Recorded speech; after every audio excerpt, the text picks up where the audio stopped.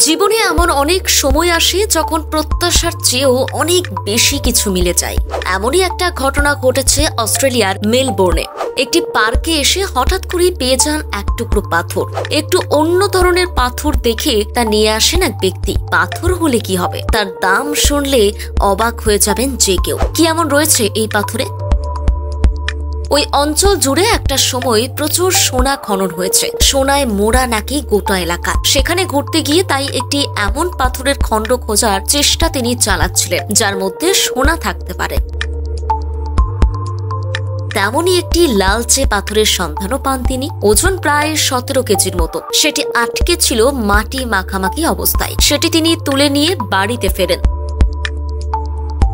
মেলবোর্নের বাসিন্দা David whole 2015-তে Melbourne সংলগ্ন মেরিবোরে regional পার্কে গিয়েছিলেন। সেখানে লাল ও হলুদ রঙের একটি ভারী পাথর দেখতে পান। তাই সোনা ভেবে ওই পাথর বাড়িতে নিয়ে আসেন ডেভিড। তিনি প্রায় নিশ্চিত ছিলেন যে ওই পাথরের মধ্যে সোনার টুকরো তো নিশ্চয়ই রয়েছে। অতএব শুরু হয় পাথরটি ভাঙার চেষ্টা। বিষয়টি কাউকে জানতে দেননি। কেবল নিজের মতো করে বিভিন্ন সময় পাথরটি ভাঙার চেষ্টা চালান, যাতে তার ভেতরটা তিনি দেখতে পান।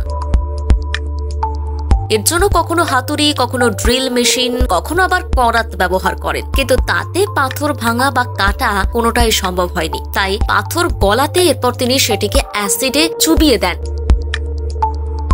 কিন্তু তাতেও পাথর যে কে সেই থেকে যায়। একটা সময় প্রায় হাল ছেড়ে দিয়ে তিনি পাথরটিকে নিয়ে হাজির হন মিউজিয়ামে। সেখানে বিশেষজ্ঞদের কাছে জানতে চান এই পাথরটি কি দিয়ে তৈরি, যে তা ভাঙাই সম্ভব হচ্ছে না। সেখানে আধিকারিকদের হাতে পাথর তুলে দেওয়ার পর যা শুনলেন তাতে ডেভিড হতবাক হয়ে যান। মিউজিয়ামের আধিকারিকরা তাকে জানান যে ওটি সাধারণ কোনো পাথর নয়, বরং অতি প্রাচীন একটা উল্কাপিণ্ড। পাথর দেখার পর মিউজিয়ামের ভূবিজ্ঞানীরা জানান যে তিনি তার জীবনে কেবল 2টি উল্কাপিণ্ড দেখেছেন, তার মধ্যে এটি একটি। তাদের অনুমান ডেভিড যে উল্কাপিণ্ড পেয়েছেন তা মঙ্গল এবং বৃহস্পতি গ্রহের মধ্যেকার অ্যাস্ট্রয়েড বেল্ট থেকে এসে থাকতে পারে।